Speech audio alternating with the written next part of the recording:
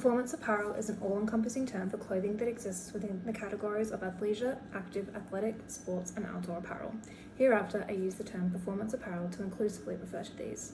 Defined by unique construction of fabrications that assist the wearer during sport, exercise, or general athletic tasks, performance apparel and textiles are such that have been developed with functionality at their core to meet consumer demand for products that address performance-specific concerns.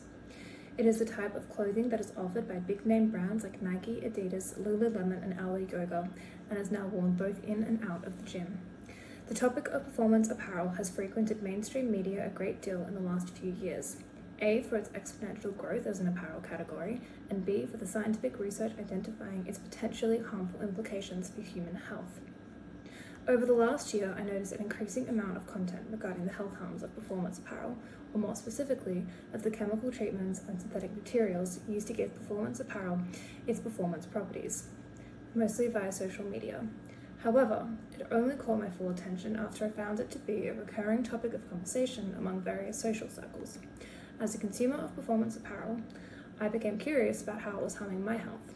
More so, given the growing research, media attention, and public awareness and concern about it, I began to wonder if there was a healthy alternative, and if not, if this presented an opportunity for one to break into and succeed in the mass market. Hence, inspiring the topic of my Capstone project to be: performance apparel is an all-encompassing term for clothing that exists within the categories of athleisure, active, athletic, sports, and outdoor apparel. Hereafter, I use the term performance apparel to inclusively refer to these. Defined by unique construction of fabrications that assist the wearer during sport, exercise, or general athletic tasks, performance apparel and textiles are such that have been developed with functionality at their core to meet consumer demand for products that address performance-specific concerns. It is the type of clothing that is offered by big-name brands like Nike, Adidas, Lululemon, and LA Yoga, and is now worn both in and out of the gym. The topic of performance apparel has frequented mainstream media a great deal in the last few years. A, for its exponential growth as an apparel category, and B, for the scientific research identifying its potentially harmful implications for human health. Over the last year, I noticed an increasing amount of content regarding the health harms of performance apparel, or more specifically, of the chemical treatments and synthetic materials used to give performance apparel its performance properties, mostly via social media. However, it only caught my full attention after I found it to be a recurring topic of conversation among various social circles. As a consumer of performance apparel, I became curious about how it was harming my health. More so, given the growing research, media attention, and public awareness and concern about it, I began to wonder if there was a healthy alternative, and if not, if this presented an opportunity for one to break into and succeed in the mass market. Hence, inspiring the topic of my Capstone project to be: whether performance apparel made from non-toxic textiles can succeed in a market dominated by chemically treated synthetic textiles amid growing concern from current research and consumers alike regarding the health and environmental harms associated with chemically treated and synthetic apparel. Performance apparel emerged as an independent category of apparel in response to a huge cultural shift in the 1970s, which saw people engaging in more exercise and focusing on physical fitness. To meet new consumer demand for functional apparel that better accommodated physical activity, fashion companies began innovating textiles with performance properties. However, unable to obtain the desired moisture-wicking, temperature-regulating, crinkle-resistant, and odor-wicking properties from natural fibers like cotton, linen, and wool, the industry turned to synthetic fibers and chemical applications to achieve such, and with great success. The most notable of these innovations are the chemical additives bisphenol A, or BPA, and per- and polyfluoroalkyl substances, PFAS, and the synthetic fibers polyester and nylon. While BPA became popular in performance apparel for adding strength, durability, and heat-regulating properties to textiles, PFAS became popular for adding heat resistance, moisture, and stain-repellent properties, and polyester and nylon for adding strength and durability while remaining lightweight. The early success of these substances in generating in-demand performance properties led to their widespread adoption and subsequently made innovation of natural alternatives seemingly redundant. Hence, chemically treated and synthetic textiles dominate today's performance apparel industry, or in other words, the success of today's performance apparel industry is reliant on them. To address my thesis topic, I broke my research down into 3 key areas. Area 1, a review of early and current scientific research to determine why chemically treated and synthetic performance apparel is bad. Area 2, a current analysis of the market to determine whether there is a supply of healthy alternatives already And if not, why is there not? And Area 3, an analysis of consumer behaviour and sentiments to determine whether there is a legitimate demand for a healthy alternative. A review of early research on BPA, PFAS, and synthetic substances has revealed the broad extent of harm they cause to human health. Various studies identify BPA and PFAS as forever chemicals, a troublesome group of artificial chemicals characterized by their resistance to environmental and metabolic degradation and subsequent bioaccumulative ability. Meaning, BPA and PFAS can infiltrate the human body and over time accumulate in various organs, tissues, and fluids, causing adverse toxicological implications including developmental, reproductive, and hormonal toxicity, genotoxicity, hepatotoxicity, immunotoxicity, neurotoxicity, and carcinogenicity. While BPA and PFAS cause harm to human health directly, synthetic fibers such as polyester and nylon do so indirectly through the shedding of micro and nanoplastic substances, or MNPS. MNPS range in size from 100 nanometers to 5 millimeters and are shed from larger synthetic plastic products through their manufacture, general use, maintenance, and disposal, contaminating air, soil, water, and food. Like BPA and PFAS, researchers evidenced MNPS to be bioaccumulative with similar toxicological implications on human health. Cumulatively, BPA, PFAS, and MNPS have been associated with the development of neurodegenerative and immunosuppressive diseases, liver, thyroid, and cardiovascular diseases, diabetes, and various types of cancer, yet the application in performance apparel is pervasive. Although regulations were imposed against their use in other industries, notably consumer packaged goods and food and beverage industries, the application in performance apparel has continued because it has been the general belief that human exposure and subsequent health harms only occur through ingestion and inhalation of BPA, PFAS, and MNPS contaminated air, food, and water. Until now. A series of studies from the last 7 years have compiled conclusive evidence that humans are also exposed to BPA, PFAS, and MNPS and all their health harms through transdermal absorption or skin contact. A 2017 study conducted by the University of Massachusetts on the handling of BPA-containing receipt paper found that BPA can be absorbed at a best-case scenario concentration of 51 nanograms per kilogram of body weight in just an 11-minute interaction. This was later confirmed by a 2024 study conducted by the University of Birmingham on the rate of transdermal absorption of PFAS molecules, finding substantial concentrations were absorbed into the bloodstream or retained in the skin within a 24-hour exposure period.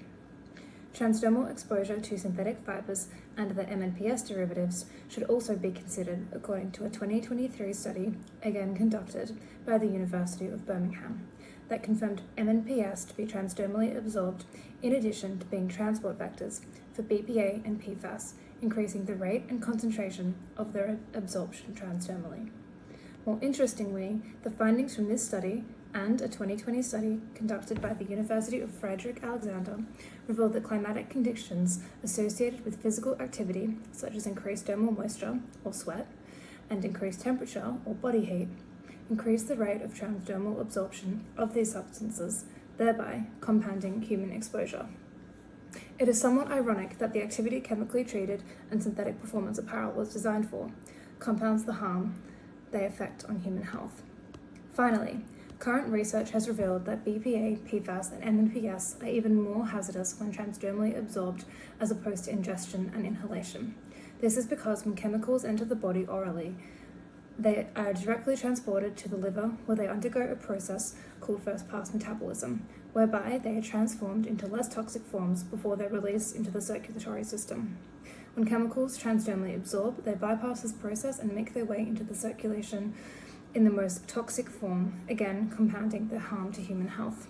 In conclusion, early and current research confirms that the wearing of chemically treated and synthetic performance apparel transdermally exposes humans to BPA, PFAS, and MNPS, all their associated toxicological implications, and therefore should be reconsidered as the generally accepted industry norm.